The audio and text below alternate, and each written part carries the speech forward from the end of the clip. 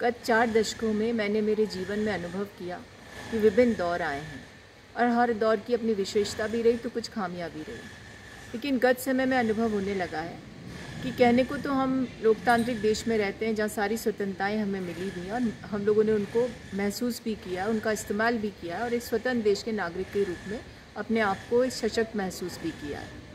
परंतु ऐसा लगने लगा है कि अघोषित रूप से कुछ ऐसी बाधाएं उत्पन्न की गई हैं, यूँ कह सकते हैं कुछ ऐसी दुविधाएं आ गई हैं कि सत्ता प्रतिष्ठान के खिलाफ कुछ बोलने में कुछ संकोच सा महसूस होता है।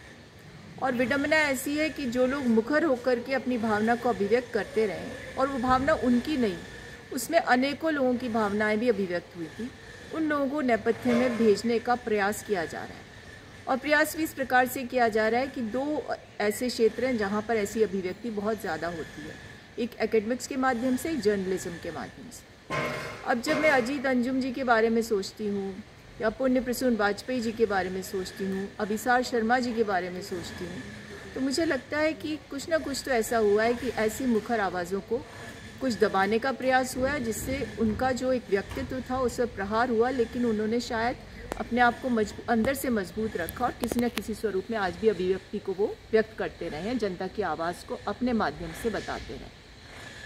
अब सबसे दुखद घटना ये हो गई, या मैं घटना इसलिए बोलती हूँ कि एक ऐसे पब्लिक इंटेलेक्चुअल जो कि जनता की आवाज़ को भी उठाते रहे, ऐसे यूनिवर्सिटी के माध्यम से जिसे कहा गया था स्वतंत्र देश में हमारे कि कोई ऐसी प्राइवेट यूनिवर्सिटी भी हो सकती है जो पब्लिक फिलंथ्रेपी पर आधारित है, उसके वाइस चांसलर के रूप में अपने पद से हटना पड़ता है और उसके बाद आप फैकल्टी से भी हट गए।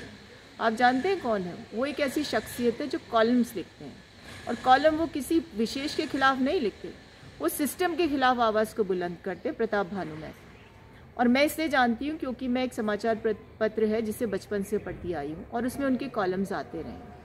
देश में क्या व्यवस्थाएं हैं, कैसे व्यवस्थाएं खराब हुई हैं, कैसे जनता को उसके प्रतिगामी असरों को सहना पड़ रहा है, ये सब वो लिखते रहे, प्रश्न भी खड़े करते रहे और जनता उसको पढ़कर अपने आप को सशक्त महसूस करती रहे। कोई व्यक्ति है जो हमारी बात को लिख करके सत्ता प्रतिष्ठान के कानों में तक पहुंचाने का प्रयास करता है। लेकिन कुछ दिन पहले पता चला कि पहले वाइस चांसलर के पद से उनको हटना पड़ा। तब लोग समझ नहीं पाए थे क्या हुआ। कई बार होता है कि जिस व्यवस्था के वो हिस्सा, उसमें कोई कारण होगा, ऐसा सोच करके हमने उस चीज़ को छोड़ दिया।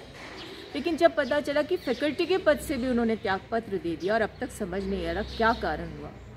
और जानते हैं कि मैं ही क्या, सभी जानते हैं जो उनके बारे में जो भी जिसने भी जितना पढ़ा लिखा है कि जिस संस्थान के वो हिस्सा थे, जिस संस्था को लेकर के भारत में एक उम्मीद जगी थी कि प्राइवेट यूनिवर्सिटी भी एक इंटरनेशनल लेवल का एजुकेशन दे सकती है, जिनमें ख्यातनाम लोगों से जिसका ताल्लुक रहा है, सारा देश विस्मित है कि वो लोग चुप क्यों बैठे हैं, जो इसके हिस्सा है, जो मैनेजमेंट के पार्ट हैं, जो बड़ी बड़ी शख्सियत हैं।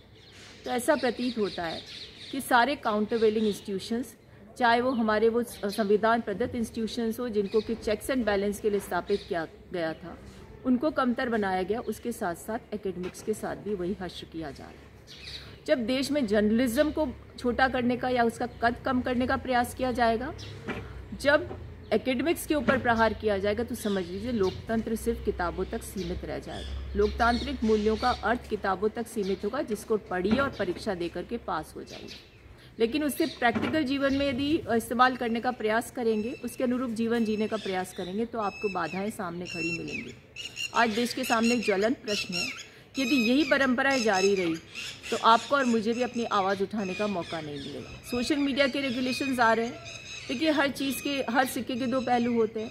मैं भी मानती हूँ कि जो खामी है उस पर नियंत्रण होना चाहिए, लेकिन सेल्फ रेगुलेशन का महत्व बढ़ना चाहिए लोकतांत्रिक देश में। किसी भी प्रकार के सिस्टम में जब सेल्फ रेगुलेशन को प्रमोट किया जाता है, स्वतः ही उसमें एक तरह से परिष्कृत होने की क्षमता विकसित हो जाती है।